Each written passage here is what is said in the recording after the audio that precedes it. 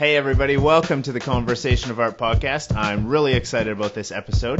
I have my friend Gordie Haakstad, who's a fantastic film director and also working on lots of other projects on the show. We're going to chat a little bit about movies and how they get made, everything from taking something from a script all the way to the final production. And Gordie has some great insight on that. As well, we talk about Netflix versus traditional networks and how that's all shaking out. Big changes in the industry, of course, there. So would love to have you stick around and hear that.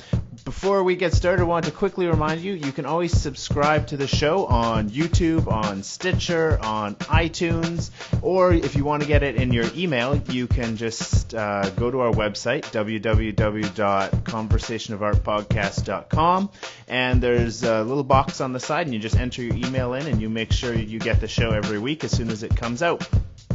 So thanks a lot. Thanks for tuning in, and hope you enjoy. Cool. So thanks so much for coming on the show, Gordie. Appreciate having you on here. And I thought it might be good just to kind of chat. We met on the Hanson Ford shoots, right? Shooting those commercials. I think officially we met. We might have met at the Prima open house briefly. That's right. But it was just a, hey, hi, and then that was about it. Yeah, that's right. So then I guess, so you're up in Grand Prairie, but you were down in LA previous to that, which I'm sure is something you end up explaining often, because it's not where a lot of people from Northern Alberta are like, man, this is so much better than California. I love it. So what was that? How'd that happen? Well, I was in LA for about 15 years. I went there for school to start with. I got into USC, University of Southern California's cinema program, in their production program. And through the course of many years after that, working at trying to get movies made, my producing partner, Tor, and myself, we finally got a feature film, Abel's Field, created. And following the release of that, I just needed a break, and I ended up coming up to Grand Prairie, where I was born here. So I had family, I had people to stay with and hang out. And then I enjoyed it. I still love LA, and I'll probably consider LA a good place that I'll continue going back to, and maybe I'll find my way back there to live there.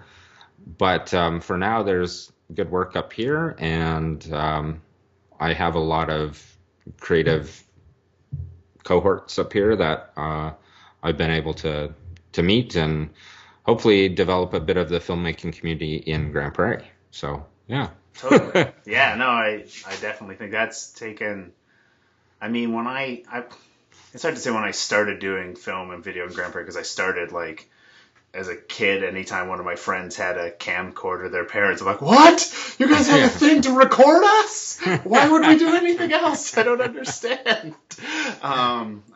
It's kind of crazy now. Like, I think about, like, with my kids and stuff, like the ability now to have YouTube and SoundCloud and all of that. And it's going to be really interesting to see how creative motion happens over the next few years, I think, because it's like mind-blowing. Like, me and my friend Michael, we had like little FM microphones. I don't know if you remember this, but they'd broadcast like to like 2 doors down the street, and I'd still spend the entire day putting on a radio show.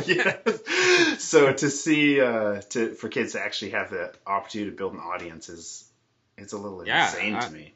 The number one thing about YouTube and SoundCloud and all these other modes of distribution is, like you just said, there's a platform that wasn't available, I don't know, 5-10 years ago, especially 10 years ago. I mean, the internet was there, but to get your video online to a site where people would actually see it and then build traction and potentially have, revenue generate from that. And to be able to build an audience. I think that's the big thing. Like, the platform was there a bit, but there was no like connection between making it into a living, making it into an art form that like you can have 1 million, 2 million, 30 million people see it.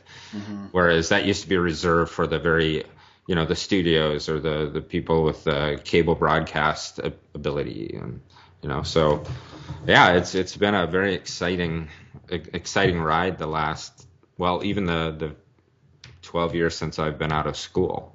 Yeah. Yeah, well, a lot. Yeah, a ton has. the whole game has changed. Yeah. Which is interesting. And it's interesting to watch film, I find, react to it now.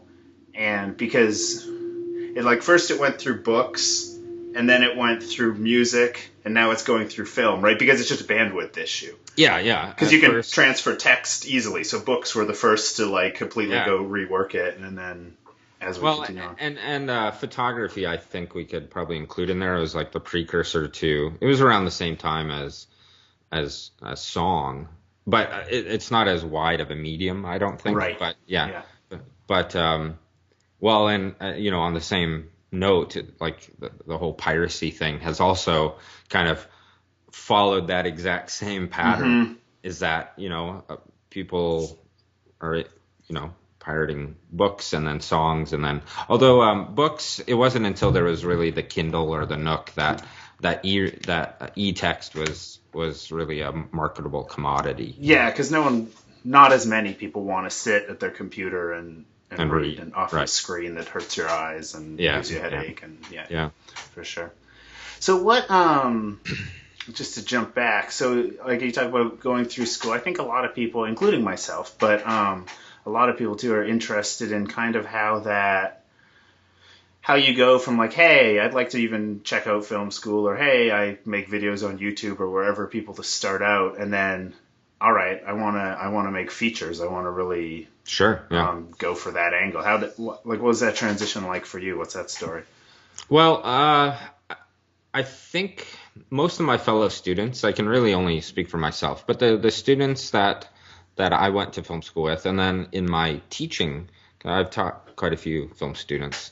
Most have the dream of being a feature filmmaker. Mm-hmm.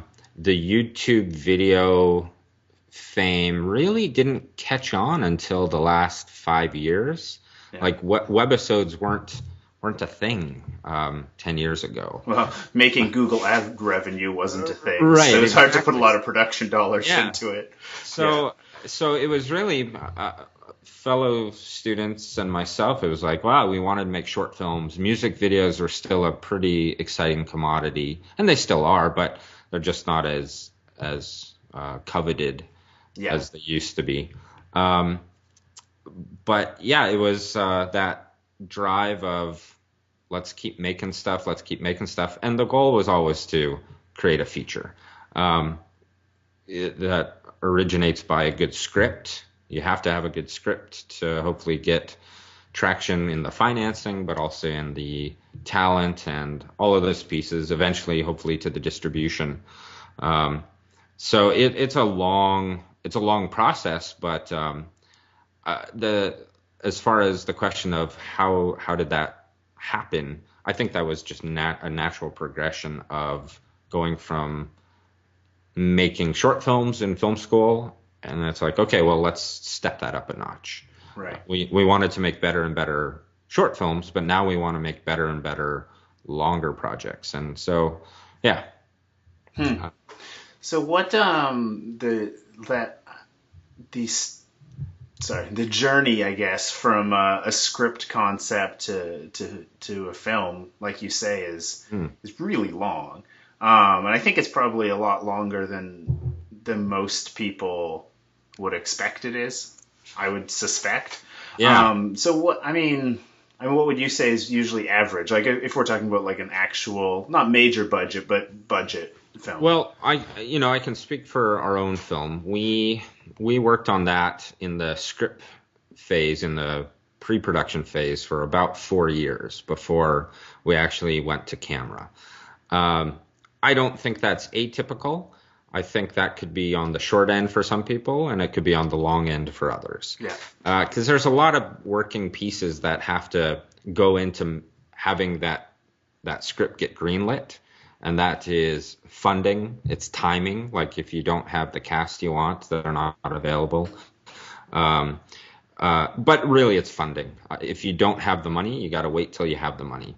And at some point, you might not ever have the money for that project. Right. And then it's, well, do you progress to a new project? Do you revamp your current one to a state where it's more marketable? Or do you give up and start, working at a local shop somewhere and just give up on the dream? And I think a lot of people could hit that because, it's a hard road to get to that point where a feature is released. To make a feature is hard. I mean, it's great to make a feature, but then to even get it released is another hurdle. So it's all of these hurdles, and it's time. Like, there are studio films that get made within a year. The script gets greenlit right away and goes into production a couple weeks later. Like that happens, but again, it's kind of like that superstardom type of idea of, there's big directors that when they want to make a project, they'll make a project. Yeah.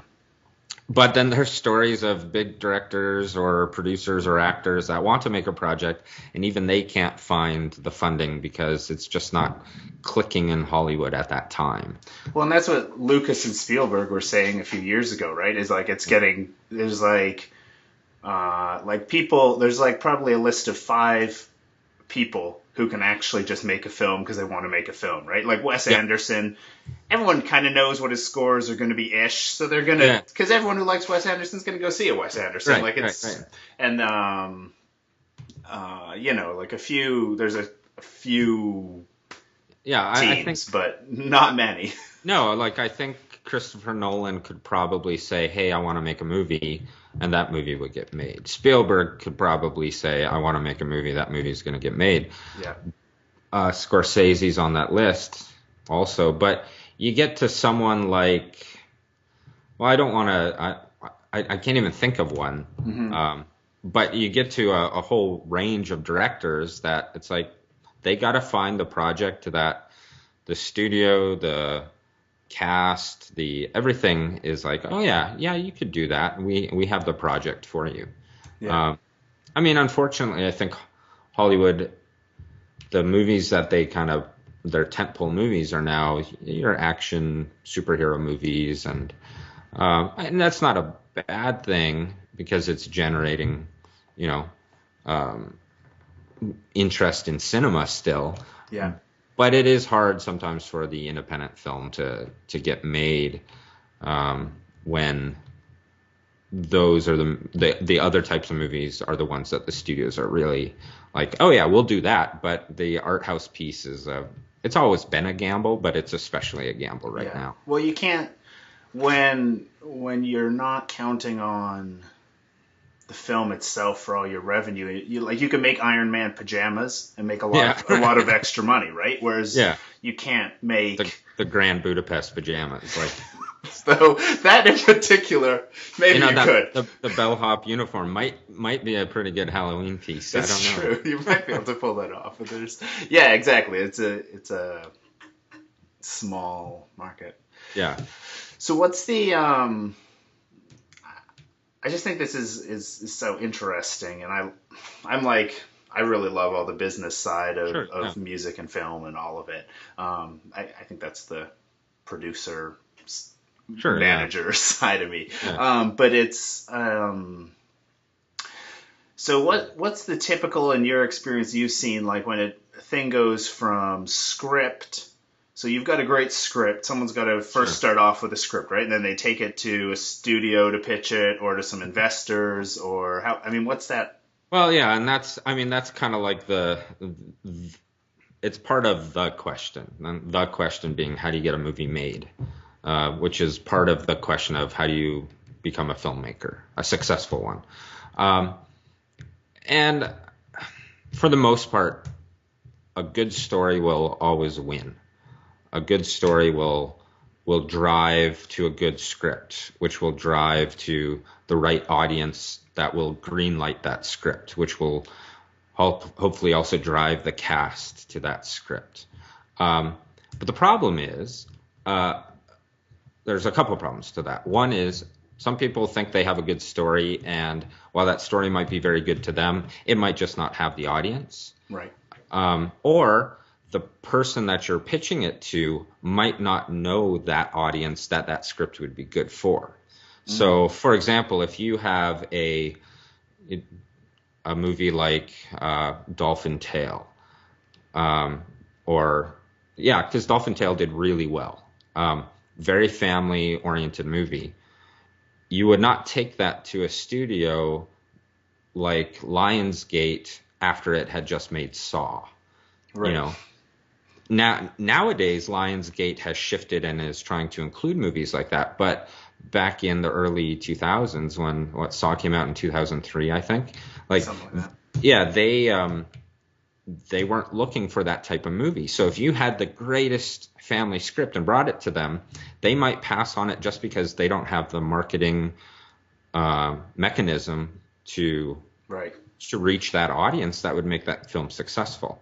So part of making a movie is having the good story, but then finding the people that can utilize that story to get it to their audience base. Like Marvel is probably going to keep making comic book movies. Why? Because they're a comic book studio.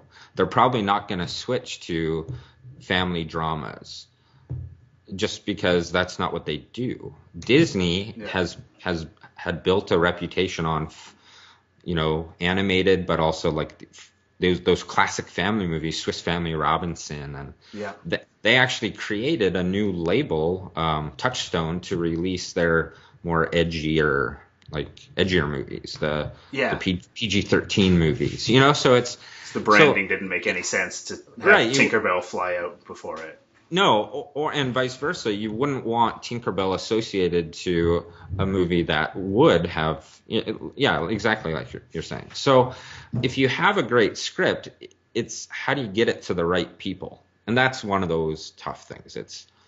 You can just cold call, like mail it out, but are they going to read it? I don't know. And this is where it's sometimes who you know. Right. But in nowadays world, with webisodes, with the way YouTube can get promote, you can create an amazing story, a vehicle for that story to be at least a teaser of it for the audience, and the studios will take notice, and they have, or Kickstarter, or I've noticed a lot of people doing that now. Is they record a trailer and then they take that to Kickstarter or whatever funding they're going after.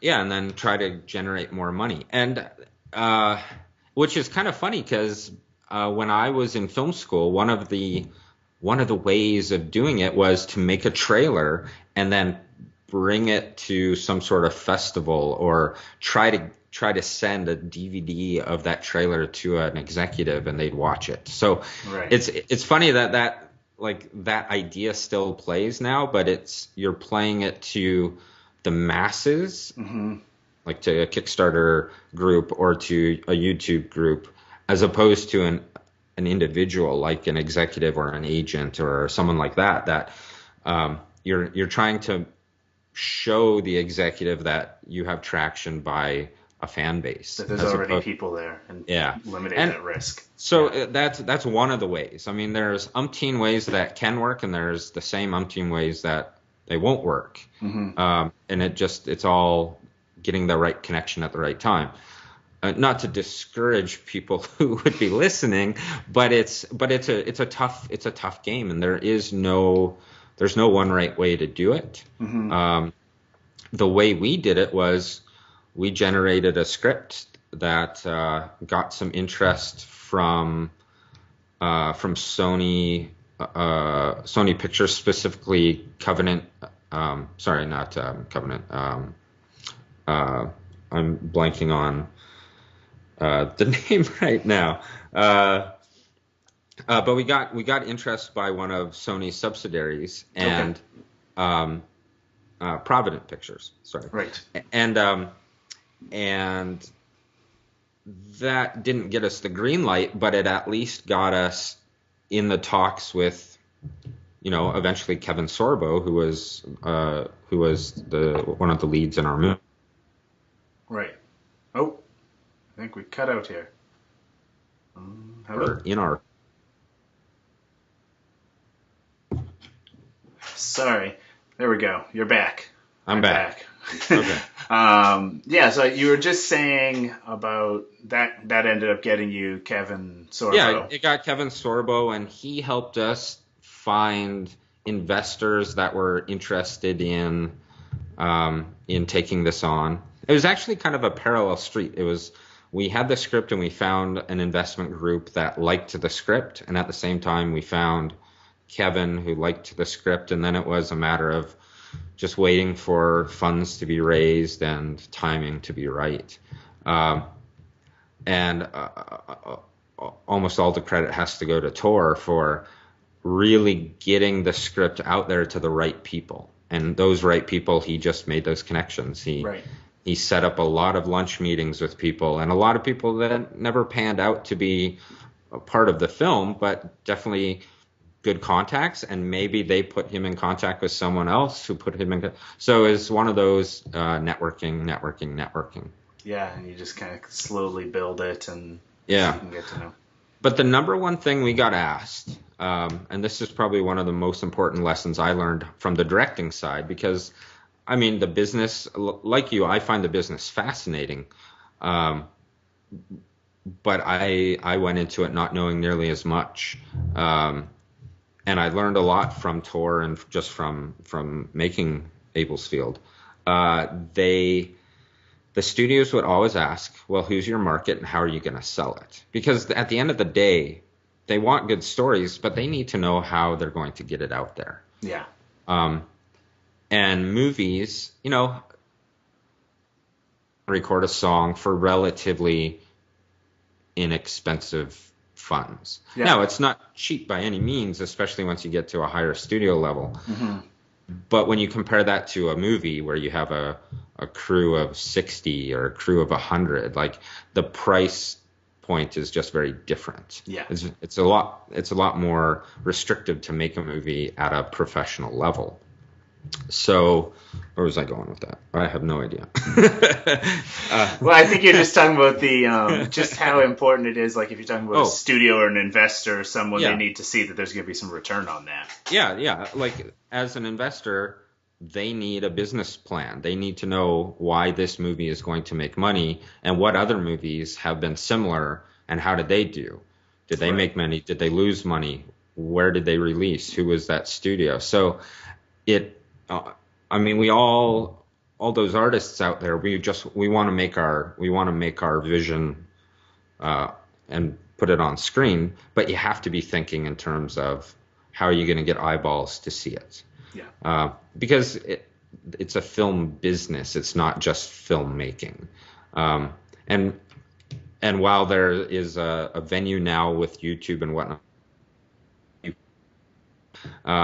to make it pay, to make it give you money to make another film, you have to think of it also as a business, which is it's an eye-opening thing for some very artistically minded people. Yeah, well, which is when you end up with people who I don't know, I think it's a bit chicken egg, but who are like, well, I don't even care if it has an audience or I make money. I'm glad to show it on my bed sheet in my basement because that's my art, man. And I think, well, that's good because if that's your approach, that's what you're going to do. You're going to get that, yeah. Which is, I mean, if you're happy, by all means, but if you want to get things out there, I mean, it's always a mix. Whenever you put art and business together, right, there's whether it's music or film or I'm sure it's the same in publishing, everywhere. It's trying to find that balance of, we want to let you do your art, but it's got to make people money. Otherwise, there's just, or at least break even, depending. I mean, most, if you're looking at a larger company, make money, but if you're looking at people who just literally want to put art out, then I guess at least break even because no one can afford to keep shedding it, So. Yeah, exactly. Okay, cool. Yeah, well, I did want to chat with you a little bit in light of all of this and your thoughts. I mean, obviously the Oscars were yesterday, and I have to be 100% honest, and we can talk about distribution right here with this. I spent about half my day trying to let my computer, because we don't have cable. Oh. So I was trying to so then, you're trying to use a VPN to get onto ABC's website, you're trying to use, Right, yeah. or CTV, they had a great stream from everything I heard, but I don't understand why, it makes no sense to me why, there's not an option to just, pay you $10 to watch this program. I'm like, I'll do it. I just don't need to have TV the rest of the time because it's kind of outmoded so many, 90% of my life, It's like, well, I don't Well, watch. that's where Netflix is really shaking up the industry. It's because they're an entire content provider. Well, they're a content provider and an original content generator now. Yep. And they don't require you to have a cable subscription. Yeah. Ooh, that scared a lot of the cable companies. I mean, the big ones. Yeah. I said to actually, because we moved recently, obviously, and I was talking to my internet provider on the phone, and they were really pushing me to get TV added, and right. And I was like, no, I don't I was trying to get her to be like, what? Can you give me an example where I'm going to really want it more than once a year? And she couldn't. But yeah, of course not. Yeah, because I'm like, well, if you give me fast internet, I'm good. Yeah, I've got I'm iTunes, good. I've got Netflix, I've got whatever else. Well, yeah, and a lot of it, I mean, to answer that $10 to watch the Oscars or whatever, so much of that it's all licensing. I mean, yeah. For now. Yeah. But that's why I think it's going to be the same as music, and in the end, companies, if they're actually willing to innovate and push things forward, those are going to win. Any of the labels could have set up iTunes years before Apple got to it, but no one was doing it. So Apple's we'll take the money, sure. Well, and I think that's a really good analogy, because you look at the labels, and especially the big ones. Why would they want to generate? Why would they want you to be able to buy just one song? Mm-hmm. You got to buy all of them. We spent money making this record, buy the record. Yeah. So you look at the cable companies, it's like Time Warner or, Comcast. It's like, well, we're spending all of this money to have this selection of channels. You're going to get them all because that's what allows us. We're paying licensing on them. Yeah, and that's how we generate revenue, is by selling ad space on all of these channels. If it's only one channel now or one show, it's like, well, I don't know if the... Except I think in the end, and it's because it's in a transition period, is ultimately what it is. Because I think in the end, we will be able to pay a la carte. Because, oh, yeah. And because the thing is, most of us, I don't even care. Show me ads. Do whatever you need to do. I mean, I understand that your network has to make money, and you paid a whole bunch of money to license this. Yeah. I get all that. But at some point, and I don't know what the company is that actually does production on a show like the Oscars, but whatever. At some point they go, wait a minute, we're paying. Hey, it's this much. And I doubt that CTV was getting anywhere near $10 per viewer on their advertising rates. Maybe. Probably not. Yeah. But that's a lot. I doubt it. So... Yeah. Yeah, and I think you're right. I think it's going to go there. I think the Super Bowl finally did it this year, actually. Yeah, and when enough of the viewer base, enough of your subscribers put their foot down and say, no, I want my selection, that, and that. Mm-hmm. You're going to get that. Now there's positives and negatives to it. The negatives are some of those fringe shows that are on the random whatever channel might go away because they all of a sudden, that studio doesn't have the money to make 17 shows. They can make 3 shows. Yeah. So you do have that problem. But you could also argue that that's being offset by the internet's YouTube and... Yeah, you can go on YouTube and then eventually get a deal with Netflix, and then because some of those Netflix shows are big budget, But there's certainly room for micro budget ones on there that are supplemented by House of Cards, you know? Sure. Yeah. And I think it will also make filmmakers or content producers, it'll make them fight for, no, my show needs to be seen by everyone. Mm-hmm. And I think that, I think it's an okay thing where if we, as long as there is a way to get eyeballs on whatever content, mm-hmm. and then the cream will rise to the top. It's like the content that is good, that whether good is funny, whether good is dramatic, whatever content is good, will get eyeballs, and then so I think it'll eventually kind of normal itself out to be a la carte, maybe a la carte by channel, but maybe a la carte by show. I don't. Yeah, it's hard to say. Yeah. It's the same thing. I mean, and actually, this is the one place where film and movies and TV, I think, are quite a bit ahead of music, is Netflix came out and it totally shook everything up. And just now the music industry over the last couple of years is dealing with Spotify and all of those subscription services, which are, I mean, very similar. And I think it's going to be really interesting when Apple, presumably in their next big iOS updates, completely revamps iTunes with Beats. Being fully integrated, that's such a game changer from what they've, because even it's a totally different model. But I think you're right. I think overall, as the music industry has gone through that to eventually, I think it's good for creativity at the end of the day, because I think what it does, and I hope it does the same thing in film, is ultimately it does mean there's less people making $100 million regularly or whatever they make.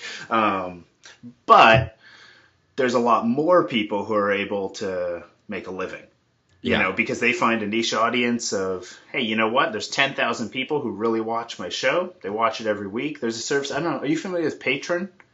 No. I'm a big fan. And it would work perfectly for like a webisode thing. And what they do is you put your content up on YouTube, on a podcast, on whatever for free.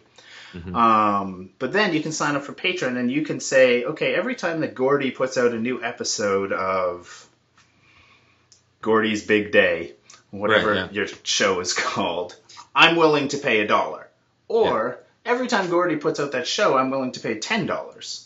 Right. Or whatever you set it up as. And of course, then you have different tiers of rewards. And so it's like, hey, if you're paying me $100 an episode personally, you know what? I'll jump onto a Google Hangout and hang out with you and the 3 other guys who are willing to pay me that much once a month, because that's really rad. I don't know why you guys like it so much. Or your name will be on the front of the credits as opposed to the end. Yeah, because basically at that point you are an executive producer. You're a micro executive producer. Right.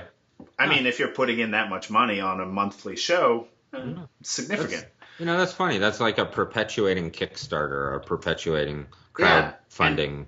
It exactly is. And I think it allows so much for niche audience building. Yeah. You know, if there's someone who just loves what you do, and a lot of us are like, hey, man, I can give you a couple bucks a month. It's going straight to you and straight to the production of my favorite show.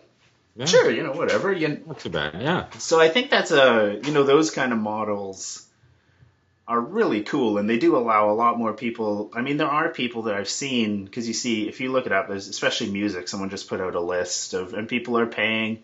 There's some guys who, every time they put out a YouTube video, not many, it's like the top 10, but they're getting, $10,000 or whatever. And it's like, you can put together some decent production for that. If monthly you're putting together a show and it's costing you $5 and you get $5, it's like, oh, well, I can make a pretty good living, Yeah, and you can continue to make new content. I mean, and you can help other people launch other shows, and I think one of the things that you said about less people making hundreds of millions and more people making a living, it's tough because those people making the hundreds of millions are wanting to keep making those hundreds of millions. Understandably, from their perspective. And sometimes those hundreds of millions are actually like shareholders, or it's a company. It's not just an individual. So typically, it's always that fight of, well, big company doesn't want to give up their way of generating revenue. But I think, in the case of Netflix especially, that's a company that jumped on a new type of model that said, hey, you know what? We can carve out a way to disrupt this. Totally. And they have. And within, I don't know, I wouldn't be able to say exactly, but within, let's say, 3 years-ish of producing original content, they're winning Emmys. Yeah. Which is, there's not a network on Earth that just started producing, like, a traditional model. If you started a TV channel, for one, it's impossibly expensive and you couldn't do it. Yeah. But even if you could, 3 years winning Emmys, not a chance in the world. Like, maybe 30, Well, and they're throwing all sorts of new ways of doing it, because it's not only, hey, we're making these shows, it's we're going to release them all on the same day, because they understand, like, the binge watcher. I want to watch House of Cards now, and I'm going to watch 16 episodes in a row. Yeah. Because that's going to be my weekend, or it's, and I'll wait for next season, but I don't want to be waiting a week between shows. I don't want to be waiting while a show goes on hiatus. Yeah, I think they're understanding a very more the culture that is like a consumable. Our culture consumes stuff fast now. Yeah. So yeah, it's definitely, well, and it's kind of funny to think back and remind myself that Netflix was a DVD mailing company when it started, and it still has that part of its business. Yeah. But I don't know anyone who still uses that portion. Everyone uses the streaming, and that's about it. I mean, presumably there are quite a few DVD subscription people, but with video on demand and bandwidth, not as many bandwidth restrictions. They adjusted their model to which adapt. was the exact thing that, say, Blockbuster didn't do. And it didn't really pan out. Right? Like, they could have had the brand awareness way faster, because you'd be like, oh, Blockbuster does this now. Oh, I'm sure I can find their website. Like, they had that relationship with their customers. I'm sure they had all of our emails. Oh gosh, yeah. But they had such an investment into the brick and mortar that, that would be changing a lot. Well, and you look at Redbox. I mean, Redbox, in essence, tore up even Netflix's DVD distribution model. That's right. But Netflix was okay because they had already seen, or presumably they had seen where they wanted their service to go. Yeah, well, and it's always better to cannibalize yourself than just be destroyed by outside forces. Oh, what happened? Yeah. So anyway, all that aside, I eventually So you watched did, the Oscars, course, or you didn't watch them? I didn't watch all of them. I watched like different clips I could find and read about them, and it ended up working out because I finished Birdman, which ended up winning anyway. So, and I was only halfway through it. So I was like, well, hey. Yeah. But yeah, what were your overall thoughts on things? Did you have anything that really stood out, or? Well, my first thought is I think they found a new host to like continually host. I thought Neil Patrick Harris did a fantastic job, which I anticipated. That guy's gold. Yeah. And it's like they've had those like tried and true hosts, Billy Crystal and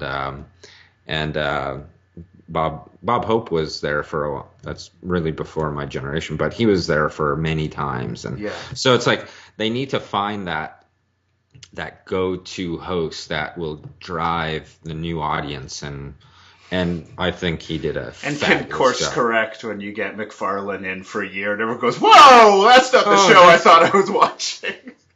If you watched any of his material, this was the only thing that was coming down the pipe. That's right. Yeah. Oh my goodness. Yeah. Or I mean, think of like Chris Rock hosted and Letterman hosted once. So they've definitely thrown darts and to see what sticks. But I think I think this one will stick. Yeah, I can't imagine. Well, and he's hosted the Tonys, I don't know how many times. Like, he knows the routine. Yeah. I mean, I knew it was going to be a song and dance number on the top, and I knew it was going to be a great one that I would like. And it was, you know? And he has a connection with the industry. I know he hasn't done as many films, but he's well known enough to be one of the crowd. Right. And I felt like Seth MacFarlane, as funny as he is, I don't think he had been accepted as much into the feature film world. He's still Family Guy. Still Family Guy, yeah. And even though he has made a couple movies like Ted and the 1,000 Ways to Die in the West, and whereas Neil Patrick Harris has done just a couple movies, it's still funny how some intangible quality allowed him, I thought, to be. Well, and he's accessible by everyone is the other thing, right? Like, and I don't think you really want like a aggressive niche dude hosting the Oscars, because it's like you've got people who are there to see how Box Trolls did, and then you have there who loved Birdman, and then you have the Wes Anderson crowd, which probably, I guess, has a little bit of crossover. And then you've got just people who have always watched it for the last 50 years, so they're going to tune in. And it's like, so you just want someone who can appeal to everyone. Well, and he's also Doogie Howser. I mean, let's not forget that there's a huge generation that either grew up with him as they all themselves were also young, or were the parents of those youngsters that are now, watching the Oscars because they've always watched it. So there's a comfort there also. Mm-hmm. So I thought the show itself was pretty good. Like I thought the tributes were nice. The musical numbers were well done. Overall I was very happy with the Oscars. We had an Oscar watching party here, and it was fun to watch with a big group also, because we could laugh and kind of snark at the stuff that was a little over the top. And so it was good. As far as the movies go, I mean, they were all quality films. It's once you get a nomination for an Oscar, you're probably tried and true for a reason. Mm-hmm. And then it's just nitpicking of who gets the award. And there's so many politics that go on and so much campaigning. And so, not to discredit any of the winners, but that goes into it. And and it's especially into the nomination process, even more so. And it's just interesting to see how it works, more than anything. I just find it fascinating of how the Oscars will come together, and it is a nice homage to movies, and I like that on the just that surface level stuff. If you dig too deep into it, there's going to be some stuff you're going to find disheartening with anything. But I thought it was nice overall. I thought the show was good. I thought the winners were good choices. I wish there were a couple different different categories would sway a different way, but I thought most of the speeches were really nice. Mm-hmm. It started off with J.K.'s speech, which I think was still the top speech for me by the end of the night. Also, just a fabulous speech about family and calling your parents. It's just really personal. And so the one disappointment, and I know I'm not alone in this, is the Lego Movie did not get nominated. That was the most bizarre thing. Like, literally, I've told people, and not even talking about the Oscars before, literally, I think that was like maybe the best animated film in a decade. And I was like, what? How is that not even in the top 5? That's insane. It definitely stands up there with like the good. Well, all of the Toy Stories were good, but I'd put it next to the Toy Story 2, which is one of my favorite of the Toy Stories. And it was just fabulous that they created such a nice, genuine story, yet used this lovable building block that everyone adores. Mm-hmm. How do you not like Legos? I mean, well, and it could have been terrible. and instead was amazing, which is Right, yeah, something in and of itself, right? Like other toy turned film movies typically aren't, like I don't think anyone was like, why didn't Battleship win an Oscar? What's up with that? But the Lego movie, and it had the perfect twist that was kind of unexpected, but then made everything make sense, and like it was just so well constructed. Well, and like you said, it could have been terrible, but even if you've played any of the Lego video games, like they're just fun games. It's like the very tongue-in-cheek, like stuff falling apart, and they realize that they're made of blocks every now and again. It's just like it's a fun world. Yeah, and I have no idea why. Yeah, I don't know why, but the animated films that were up there, there were a couple I hadn't seen and I hadn't even heard of until the nomination. Yeah, and I don't want to take away from them, but I thought the Lego Movie deserved to be in that list, if not in the Best Picture list. Mm-hmm. I think the Best Animated Feature category, while I'm very happy it exists, I think it even might have done a little disservice to the world of animation, because the chance of very rarely does it make that jump then.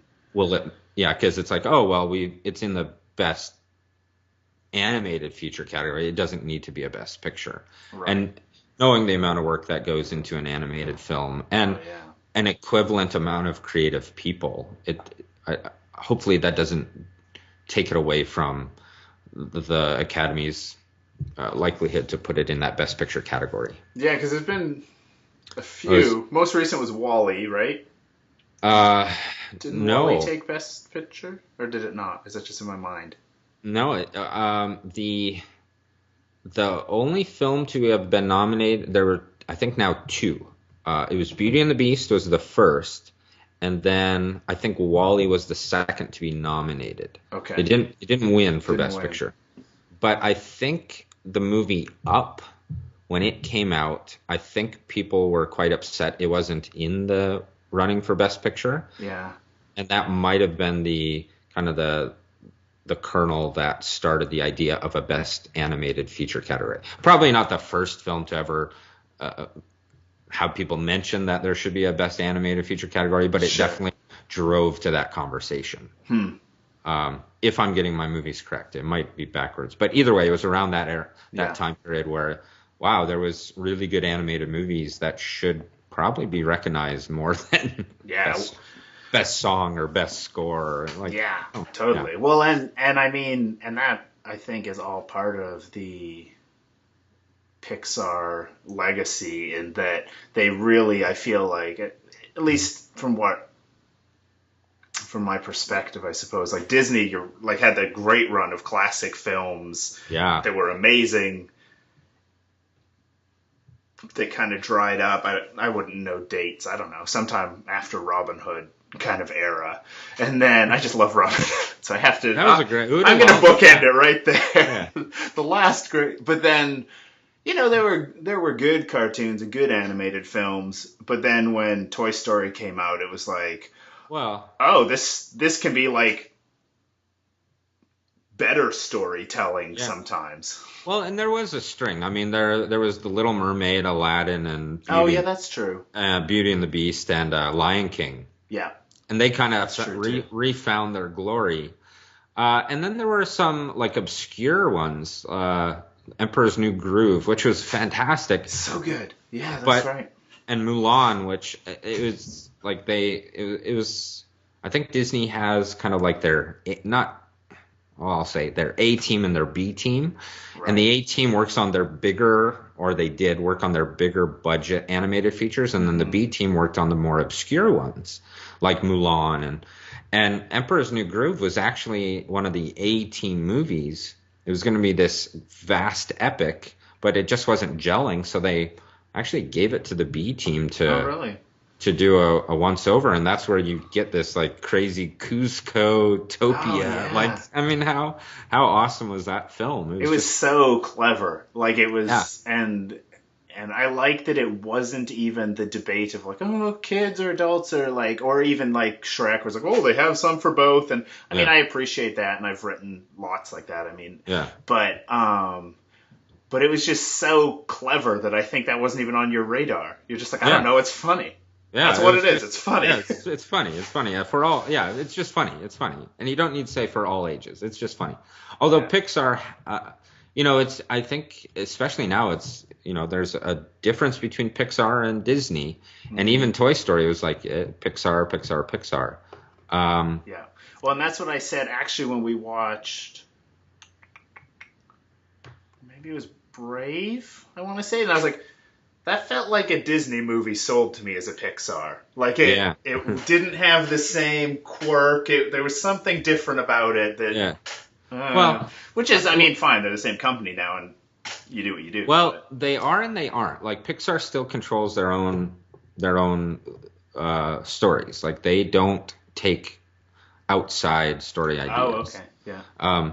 But Disney has released some good ones. Like Tangled was a pretty darn good movie. Like that felt like a Disney movie again. Whereas Pixar is doing, the non-Disney Disney movies. Like they're doing. I mean, you look at Toy Story, you look at WALL-E, you look at Up, you look at even A Bug's Life or Car. Like they're just really well thought out films. Mm-hmm. And back to the Oscars, it's unfortunate that they might not be considered Best Picture because of a Best Animated Feature category. Because it's like you already got the nod. Yeah, you get. Well, it's like foreign language films. I mean, how many foreign language films have been up for Best Picture? Life is Beautiful. Well, that might not be a similar comparison because just the money that goes into Best Picture. Well, and there's so few. Basically, the only people who would nominate it, like in the Academy, like the Academy has so many people who aren't foreign film people, right? That it's kind of so that's not a fair inherently slanted. But animated movies, most Academy members have heard or seen one or two animated films per year. I would say you would think, or at least you could get them out to one. I mean, it's not. Yeah, especially a Pixar movie, or especially a Disney movie, or especially DreamWorks. Like they're gonna get their movies out there. Oh yeah, for sure. Yeah. Were there any surprise winners you saw, or? No, I felt like in the end, and I get it. The Best Picture category was a little more uniform.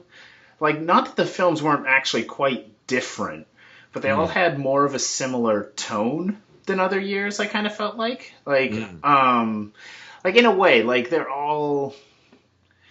Because even like Grand Budapest, yes, it's quirky, but it's also dark in another sense, right? And Birdman is, of course, yes, it's funny, but mostly it's dark. Mm-hmm. And and I haven't seen The Theory of Everything yet, but there's so that was kind of interesting to me, just that was all of the, like, there wasn't any.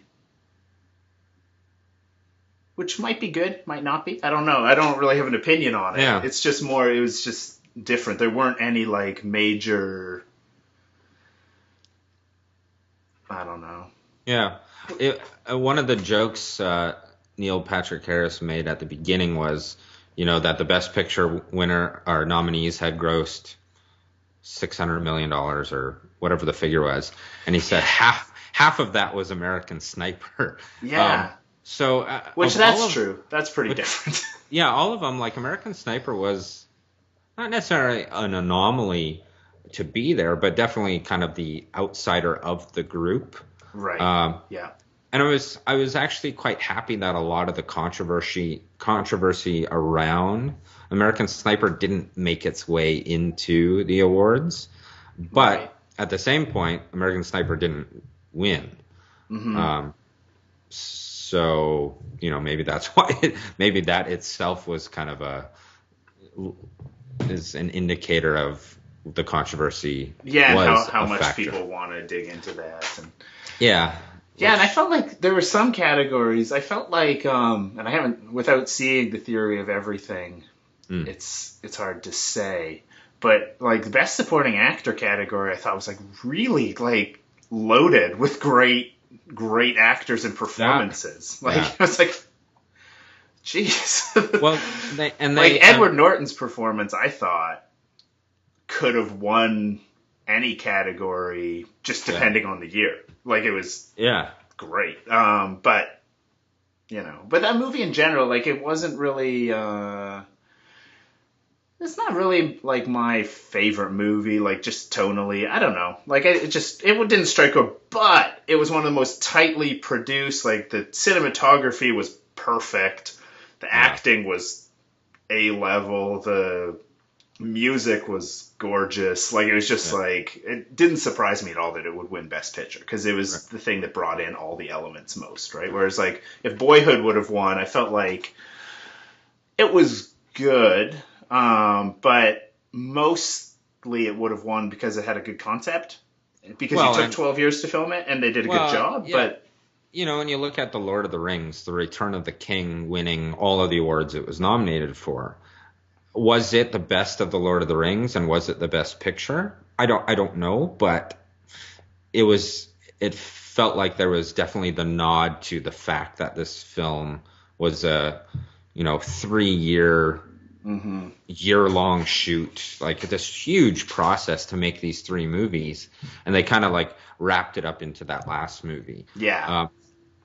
And that's why I was a bit surprised when Boyhood didn't take home the Best Picture, because of a 12-year commitment to a project while it's being filmed. I mean, there's 12-year commitments to a script that, like Little Miss Sunshine, it took 10 years for them to start really making it, because they needed to find funding, and then they needed to wait for the young girl to become old enough. And so there's definitely projects that take a long time to make, but 12 years of continuing a story, that I thought that would tip the scales, but it didn't, or not enough, or whatever. But it was. Yeah, that's what I was thinking when Patricia Arquette got up. I was like she probably signed on to this project a good 15 years ago, and now she's climbing the Oscars, which is just like bizarre. It's like, for the actor to come in like that. I mean, like you say, it's one thing for the producer or the writer or something to have been pushing it for 10 years, but like for one of the actresses to be like, well, that's 15 years of my, it's just, and that's a huge thing. It made the Best Directing category, I think, one of the harder categories also, because you have, Birdman, which is just constructed beautifully as far as that one shot idea, which, to do a movie in one shot, it's very possible, but to do it well, it's nearly impossible. A week long goes by on your screen in 2 hours, one shot. It's real time. Exactly. And then you look at like Linklater, who was committed to a project for 12 years and keeping a vision going for 12 years. Keeping everyone on board, keeping it cohesive. And then you look at like The Grand Budapest, or, which a Wes Anderson film is Wes Anderson. It's Wes Anderson. Anderson every time you watch one. But this one I thought was like a culmination of his best stuff. Like, it really was a fun movie to watch. So how do you decide between these different visions of that was one of my most favorite categories to watch.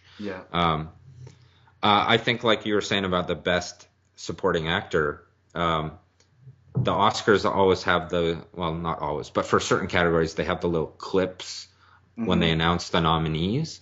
And the little clip they used for JK, it was like, it was mind-blowing what he would, like, just this intensity that you can't often see in such a brief snippet. Some of those clips, it's like when Meryl Streep was being announced. Yeah. They used a part of her song, but it was like, why did they choose that song? Her ending song was I thought much stronger. So I've always been she didn't even seem that impressed with the selection, to be honest. I guess you can use that. Okay, one. I've got a closet full of these, but that was a weird clip, guys. Yeah, so I kind of wonder, like, that is a part of the process I don't know, is who makes that decision over the person who picks the 20 seconds that represents you to the millions of people who've never seen the film at all. You know? Yeah, the little trailers that they did for the Best Picture nominees, they were really good. I'm like, wow, they must have gotten a good solid trailer editor to do those, because they were spot on good ads for the movies. Yeah. Which is great, because I mean, part of the benefit and the recognition of getting an Academy Award, right, is that, like we were saying earlier, is that your business goes up. Hopefully, which is great. You know, because I think Benedict would have been having a hard time finding another role if he wouldn't even nominate. No one likes that guy. So, but there is that quote unquote Oscar curse, that if you win an Oscar, you're not going to work again for a while. Right. Which, if it was Benedict who won, I don't think that would have been a problem for him. I can't imagine. No, but there is the idea that your name is now on the poster of any movie you're on that says Academy Award winner so and so. Right. So your dollar value goes way up. So all of a sudden, these smaller movies that you would be perfect for are the budget's driven almost to a point where those movies aren't as doable. So there is that Oscar curse that they talk about. Whether or not it's true, I don't know. Probably, like you said, it's timing. Like, it depends because if a major budget movie comes out that you'd be perfect for the next year, then done. Yeah. You'd lock it. Yeah, it really is. I mean, the actors and actresses that were nominated, they are all good enough to be in another movie. I mean, that goes without saying. Yeah. So, but it's having the right script for them, having the right, the right role for the actor. Yeah. I think that's important. Oh, it's huge. It's huge. No. I was actually in the very first episode of this podcast. We talked about. I was talking to a friend who's a film reviewer, and we were just saying how interesting it is and unique to the medium of film that hundreds of people on anything on this, not anything on this level, but the majority of films on this level, hundreds of people have given tons of time, and you sit down and you consume it in 90 minutes or 2 hours, and then you just go yes or no. It's like not a which is why I appreciate all the craft awards and stuff. Me too, and then having made movies, like, no one sets out to make a bad movie. Like, I'm gonna make a stinking piece today. Like, you don't do that. Yeah. Now, on production, you can definitely be a part of a movie and realize, ooh, this is not turning out well. Yeah. But you don't start the production that way. Well, and you still can't even quit. Like, you still just do the best job you can do. And if the supporting actor is garbage, the film's only going to do so well, but it's done. You know? But I one of the points I think I'm trying to make is that it's funny that, like you said, that 60, 100 people put in a lot of work into these movies, and there's a couple people that have put in potentially years, and then an audience member can leave the theater and say, I hated it. Like, wow. How strong of a word is that? I hated it. So like this movie did, like, it made it, like, you detested this movie that much that you'll say I hated it. And I think that's why I like having dialogues with people about movies. Right. Now, they might have hated it, but I like to know the why. I like to talk with them a little bit just to get an idea of, well, let's analyze the reasoning behind it. Oh, I hated it. Like, well, okay, let's see. Did you hate the music? Did you hate the lighting? Did you hate the acting, the story? What parts did you hate? Yeah, and it all just gets blamed on someone who, like, I was listening to a different podcast, the Nerdist podcast the other day, and I forget who they had on. I just forget his name. He was on Studio 60, and then now he's on Big Bang Theory. Anyway, whatever his name is, the actor. Yeah. And